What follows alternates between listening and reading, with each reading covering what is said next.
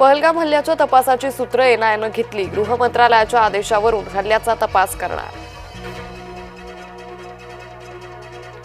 अजित पवारांच्या दौऱ्यादरम्यान मधमाशांचा हल्ला। अजित पवारांना वेळीच गाडीत बसवल्यानं बचावले।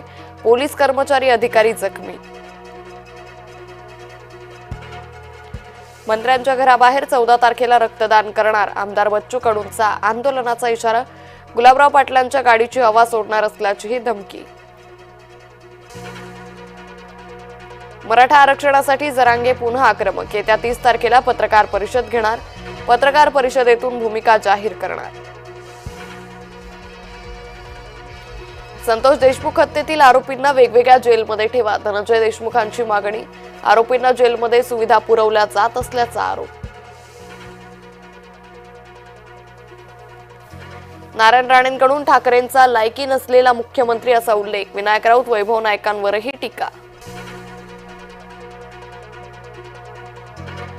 जळगावच्या चोपड्यात सैराटची पुनरावृत्ती। प्रेमविवाह केल्यानं वडिलांकडून मुलीवर गोळीबार। मुलीचा मृत्यू, जावई गंभीर जखमी।